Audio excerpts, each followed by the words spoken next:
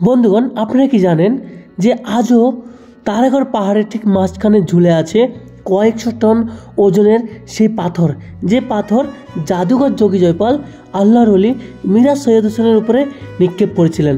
হ্যাঁ বন্ধুরা, এই জাদুর পাথর এখনও অবস্থিত রয়েছে তারাগড় পাহাড়ে। আজকে আমরা ভিডিওতে সম্পূর্ণ দেখব। বন্ধুগণ, এখনও অবস্থিত রয়েছে সেই ঘোড়ার কবর, যেই ঘোড়া জাদুঘর যোগী জয়পালের নিক্ষেপ করা পাথর নিজের পা দিয়ে আটকে দিয়েছিলেন। গোল্ডেন গম্বুজ আর সোনায় মোড়ানো সেই মাজার শরীফ মিরাজ সৈয়দ হোসেনের, যা অবস্থিত রয়েছে তারাগড় পাহাড় আজমির শরীফ। এই রাজা পিতরাজ চরণের মেন মুখ্য দরওয়াজা, এই দরওয়াজা কিন্তু তারাগড় পাহাড় যেতে প্রবেশ করতে হয়। এখান থেকে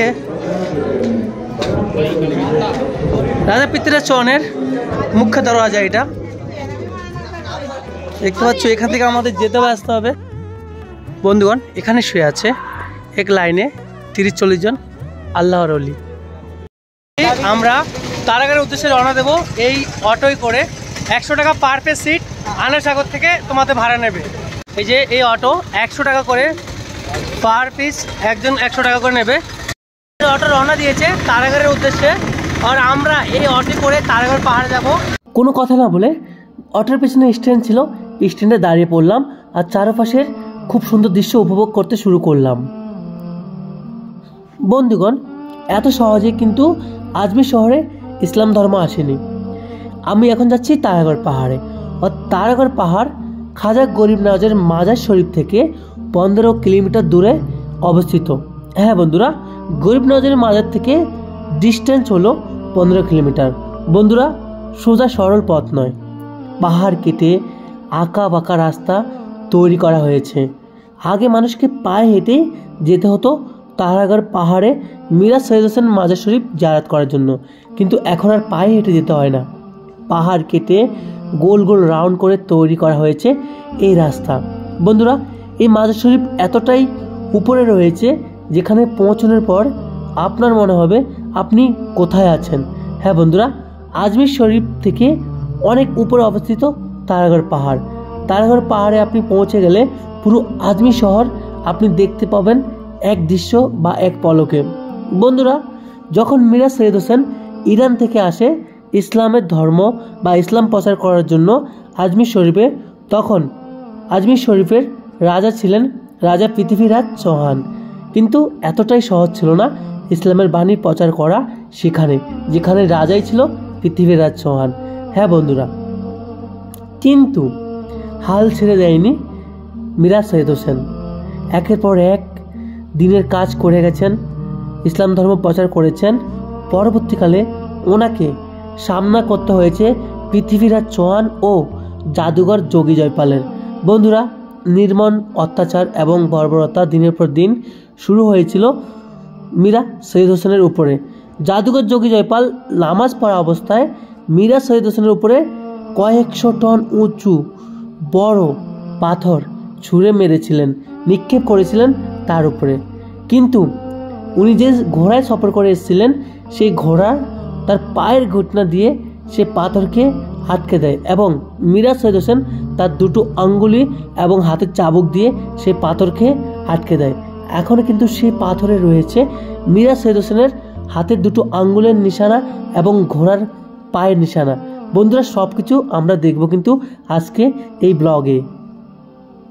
আমরা প্রায় 1 ঘন্টা টেম্পোতে থাকার পরে, অটোতে থাকার পরে 1 ঘন্টা পরে আমরা চলে এসেছি তারাগড় পাহাড়ে। তো আমরা এখন মিরাজ সৈয়দ হোসেনের মাজার জিয়ারত করব। চলুন মাজারটা জিয়ারত করি। দেখতে পাচ্ছেন কত উপরে, অনেক উপরে। এ হলো মাজার শরীফের মেইন গেট, মিরাজ সৈয়দ হোসেনের মাজারের। চলো আমরা মাজার শরীফ জিয়ারত করব।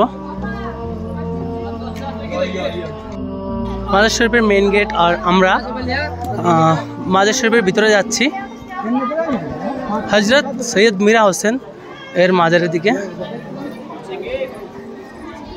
চলো।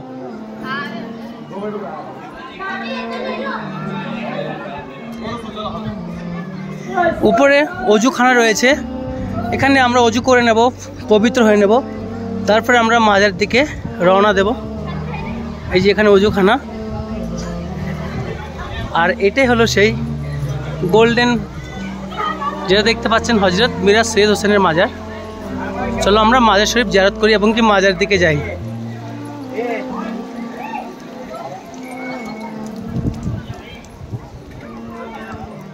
আমি রয়েছি এইমাত্র মিরাজ সৈয়দ হোসেনের মাজার শরীফে তারাগড় পাহাড়ের উপরে। এই মাজারের ইতিহাস অনেক অলৌকিক, কেন কি খাজা গরিব নওয়াজের আগে কিন্তু এই মিরাজ সৈয়দ হোসেন এসেছিল এই তারাগড় পাহাড়ে, যেখানে রাজা পৃথিবীরাজ চৌহানের সাথে ওনার যুদ্ধ হয় এবং কি জাদুঘর যোগী জবালের সাথে ওনার যুদ্ধ হয়। সেই সব স্থান আমি আজকে এই ব্লগের মাধ্যমে দেখ। চলো যাওয়া যাক মাজার শরীফ দিকে। মিরাজ সৈয়দ হোসেন ওনার সঙ্গী সাথী এবং কিছু অলিগণ ছিলেন। হ্যাঁ, ওনাদেরও কিছু লড়াই করতে হয়েছে রাজার সৈন্যদের সাথে। সেখানে কিন্তু শহীদ হয়েছে কিছু অলিগণ, যাদের কবর এখনও কিন্তু তারাগড় পাহাড়ের উপরে অবস্থিত রয়েছে। এই মাজার শরীফ গোল্ডেন গম্বুজভাবে তৈরি করা হয়েছে, পুরো গোল্ডেন কালারে। যেদিকে তাকাবেন সত্যি দেখতে কিন্তু খুবই চমৎকার আর প্রশান্তি। যে ঘোড়া জাদুঘর যোগী জয়বলের সাথে যুদ্ধ করেছিলেন সেই ঘোড়ারও মাজার আছে এবং কি কবর আছে। আমরা সেই মাজার জিয়ারত করব এবং ঘোড়ারও কবর জিয়ারত করব। দেখতে পাচ্ছেন ঠিক ওনার মাজারের সামনে ঘোড়ার মাজার। এই যে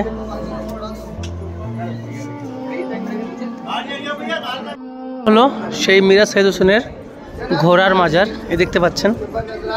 আর ভিতরে মিরাজ সৈয়দ হোসেনের মাজার, এটা ওনার মাজারের মেইন প্রবেশ দরওয়াজা। আমরা প্রবেশ করব ভিতরে। চলো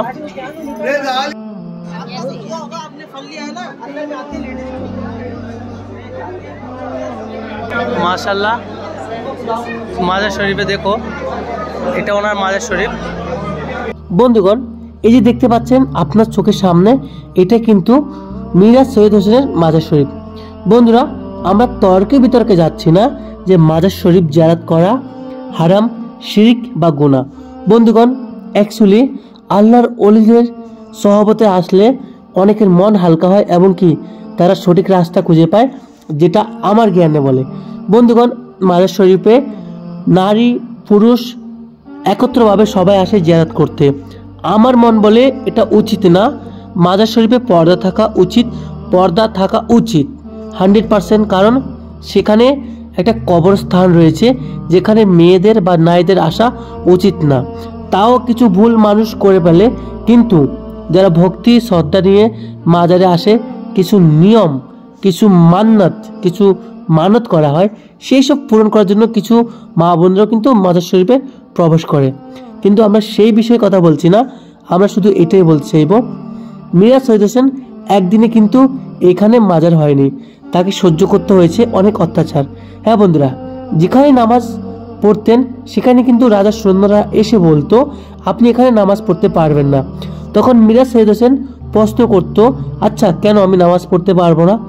তখন রাজার সৈন্যরা বলতো এখানে আমাদের ওট ঘোড়া আমরা বেঁধে রাখি। তখন মিরাজ সৈয়দ হোসেন বলতো আশেপাশে তো অনেক জায়গা আছে, সেখানেই বেঁধে রাখো। তখন রাজার সৈন্যরা বলতো না, আমরা এখানে ওট বাঁধি তো এখানেই বাঁধবো, আপনি এখান থেকে উঠে যান। তখন মিরাজ সৈয়দ হোসেন বলতেন ঠিক আছে আমি উঠে যাচ্ছি, তবে মনে রাখো তোমাদের ওট এখান থেকে আর উঠতে পারবে। যেমন কথা তেমন কাজ। ওট তো ওরা ওখানে বেঁধে চলে আসতো। পরবর্তীকালে যখন ওটকে তারা আনতে যেত তখন সেখান থেকে ওট আর উঠতে পারতো না। কিন্তু কি জানি কি জাদু হয়ে গেছে, ওটকে এত মারার পরেও এত টানার পরে ওট সেখান থেকে উঠতে পারতো না। তখন তারা বুঝতে পারতো আমরা নিশ্চয়ই কোনো ভুল কাজ করেছি। তারা গিয়ে মিরাজ সৈয়দ হোসেনের কাছে ক্ষমা চাইতো। উনি ক্ষমা করে দেওয়ার পরে কিন্তু ওট সেখান থেকে উঠে যেত। আরও অনেক চমৎকারী কিন্তু ঘটনা রয়েছে এই মিরাজ সৈয়দ হোসেনের সাথে। এবং চমৎকারী সে পাথর এখনও তারাগড় পাহাড়ে রয়েছে। এখনও রয়েছে অলি আল্লাহদের সারি সারিতে মাজার, কবর, যা আমরা ভিডিওতে সব জিয়ারত করব। তো বন্ধুরা, এটা কিন্তু মিরাজ সৈয়দ হোসেনের মেন মাজার। তো এখানে কিছু নিয়ম আছে, মাথায় টুপি বা রুমাল পরে আসতে হয়, এটা আমাদের নিয়ম। তো সেটা নিয়ম পালন করতে হবে আর মাজার জিয়ারত করার জন্য। বন্ধুগণ, এখানে শুয়ে আছে এক লাইনে 30-40 জন আল্লাহর ওলি। আর এইটাই কিন্তু মেইন মাজার মিরাজ সৈয়দ হোসেনের।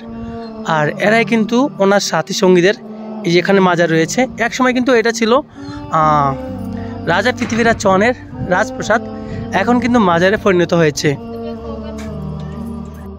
আমাদের মাজার জিয়ারত করা শেষ হয়ে গেছে। এবার আমরা যাব সেই জাদুর পাথরের কাছে, যে পাথরের ইতিহাস গল্প রয়েছে, আমরা সেখানে গিয়ে কথা বলছি। চলো সেখানে যে আমরা জাদুর পাথরের কাছে।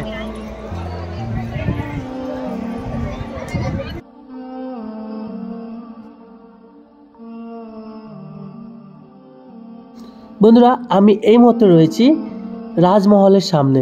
হ্যাঁ, এটাই রাজা পৃথিবীরাজ চৌহানের মহলের মেন গেট ছিল, মেন দরওয়াজা। যে দরওয়াজা দিয়ে মিরাজ শহীদ হোসেনের প্রবেশ নিষিদ্ধ ছিল, আজকে কিন্তু মুসলমানরা সেই দরওয়াজা দিয়ে তার মাজার শরীফ জিয়ারত করতে ভিতরে যায়। কি চমৎকার বিষয়, তাই না বন্ধুরা? যেখানে মিরাজ শহীদ হোসেনের বসবাস করা বা বসা নিষিদ্ধ ছিল, আজকে সেই মহলে কিন্তু তার মাজার শরীফ। সেই মহলের আশেপাশে রয়েছে অনেক মাজার শরীফ এবং মসজিদও। একসময় যে রাজমহলের গেট জুড়ে থাকতো রাজার সেনা সৈন্যরা, এখন তাদের স্থানে কিন্তু কিছু সাধু সন্ত এবং ফকিরাই বসবাস করে। হ্যাঁ, এখন তাদেরই ঘর হয়ে গেছে এই রাজমহলের মুখ্য দরওয়াজা। বন্ধুরা, এই দরওয়াজা যেন ডেকে ডেকে কিছু বলতে চাইছে, যা মানুষ চাইলেই বুঝতে পারবে দরওয়াজা থেকে কি আওয়াজ ভেসে আসছে। দরওয়াজা থেকে বের হলেই যেন সামনে আপনি দেখতে পাবেন আয়না সাগর ও আজমির শহর। দূর দূর আপনার চোখ যেদিকে যাবে যেন ইতিহাস মোড়ানো এবং অনেক স্মৃতি জড়ানো। সেই জাদুর পাথরের কাছে, যেই পাথর জাদুঘর যোগী জয়পাল মিরাজ সৈয়দ হোসেনের উপরে নিক্ষেপ করেছিল, দেখতে পাচ্ছ আমি ঠিক কত উপরে আছি মাজার শরীফ থেকে। এই যে এটা কিন্তু আজমির শহর, আর ঠিক এই উপরে রয়েছি আমি এই মধ্যে। এই রাজা পৃথিবীরাজ চৌহানের মেন মুখ্য দরওয়াজা, এই দরওয়াজা কিন্তু তারাগড় পাহাড় যেতে প্রবেশ করতে হয়। আর এটা হলো আজমির শহর, দেখতে পাচ্ছেন পুরো নিচে।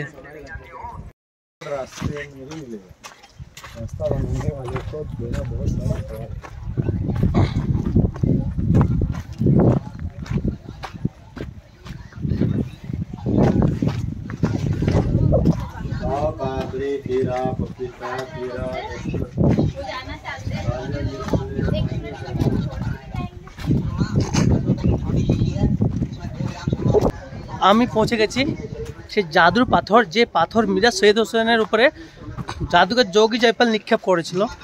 তো আমরা সেই পাথর দেখবো এক্ষুনি। চলুন। তারাগড় পাহাড় থেকে প্রায় 7-8 কিলোমিটার ডিস্টেন্সে এই পাথর অবস্থিত পাহাড়ের উপরে।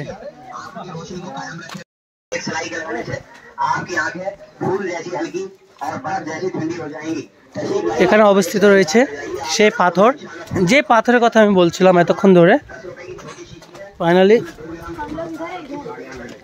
দেখতে পাচ্ছেন।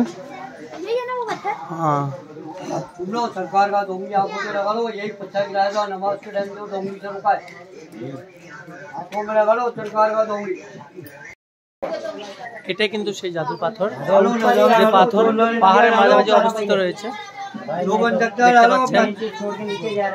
এই সেই আশ্চর্য জাদুকরী পাথর। বন্ধুগণ, নামাজ যা মুসলিমদের উপর আল্লাহ তাআলা ফরজ করেছেন, নামাজের ওয়াক্ত হয়ে গেছে। নামাজ পড়ার জন্য দাঁড়িয়েছেন মীরা সৈয়দ হোসেন। ঠিক সেই সময় বুঝে জাদুঘর যোগী জয়পাল পাহাড়ের উপরে চলে যায়। সেখানে গিয়ে তার জাদুর এমন ক্ষমতা ছিল যা অসম্ভব কাজকেও সে সম্ভব করতে পারত। সে ছিল কালো জাদু ও ম্যাজিকের ওস্তাদ। সে জাদুর মাধ্যমে এক বিশাল আকারের পাথর কেটে হাওয়ায় ভাসিয়ে তুললেন। নামাজের অবস্থায় পাথর ছুঁড়ে নিক্ষেপ করলেন মিরাজ সৈয়দ হোসেনের উপরে। ঠিক এই সময় তার ব্যবহার করা যে ঘোড়া ছিল, যে ঘোড়ায় চেপে উনি পাহাড়ের উপর নিচে এবং কি সব জায়গায় ইসলাম প্রচার করতেন, সেই ঘোড়া কিন্তু দেখতে পেয়েছে যে ওনার দিকে একটা পাথর ছুটে আসছে। ঠিক সেই সময় ঘোড়া তার পা দিয়ে সে পাথরকে রুখে দেয়। হ্যাঁ বন্ধুরা, এই যে দেখতে পাচ্ছেন এই গর্তটা কিন্তু ঘোড়ার ঘুটনার দাগ। ঠিক সেই সময় কিন্তু মীরা সৈয়দ হোসেন তার দুটো আঙ্গুল দিয়ে এবং তার হাতে চাবুক দিয়ে সে পাথরকে আটকে দেয়। পাথর গলতে শুরু করে। গলা হওয়া পাথর থেকে আওয়াজ বের হয়, হুজুর আমাকে ক্ষমা করে দিন, আমি ইচ্ছাকৃতভাবে আপনার উপরে আসিনি, আমাকে জাদুঘর যোগী জয়পাল নিক্ষেপ করেছে আপনার উপরে, হুজুর আমাকে ক্ষমা করে দিন, এভাবে আমাকে শেষ করে দেবেন না। পাথর কান্না শুরু করলো।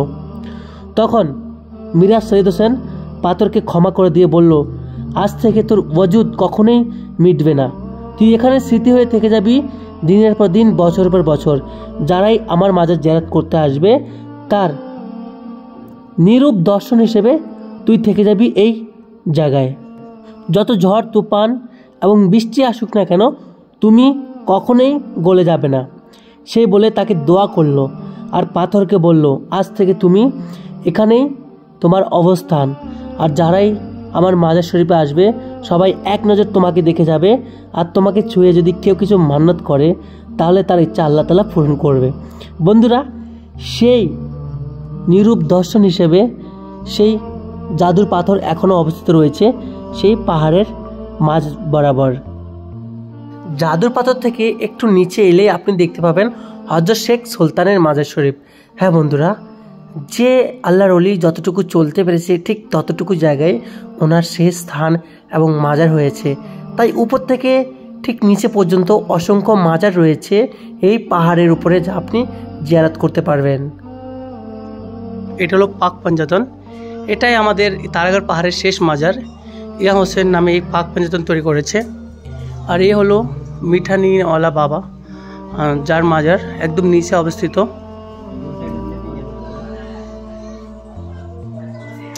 দেখতে পাচ্ছেন, এই যে এটা লাস্ট মাজার শরীফ আমাদের মিঠানিম পীর বাবা। এই যে, আর এই গাছের পাতা নাকি মিঠা, নিম গাছের পাতা দেখাচ্ছি। নিম গাছটা, এই যে নিম গাছ বেড়ে দেওয়া রয়েছে, এই যে নিম গাছ রয়েছে, এর পাতা নাকি মিঠা। নিম পাতা মিঠা হয়, ভাবা যায়, অবাক। ইনি যিনি শুয়ে আছেন এই মাজারে, ওনার নাম মিঠা নিম আলী বাবা। মানে এই অলির কেরামতি হলো ওনার ছোঁয়া লেগে নিম গাছের পাতাও মিঠা হয়ে গেছে। এই নিম পাতা খেতে মিঠা হয়, সত্যি কি চমৎকার, তাই না? তো এটা ছিল আমাদের এই তারাগড় পাহাড়ের শেষ মাজার শরীফ। আর আমাদের ব্লগ আমাদেরকে এখানে শেষ করতে হবে। দেখা হবে পরবর্তী কোনো একটা ব্লগে খুব তাড়াতাড়ি। সবাই ভালো থাকবে, নিজের খেয়াল রাখবেন। আর আমরা দেখা হচ্ছে কালকে সেলওয়ার শরীফে। বাই।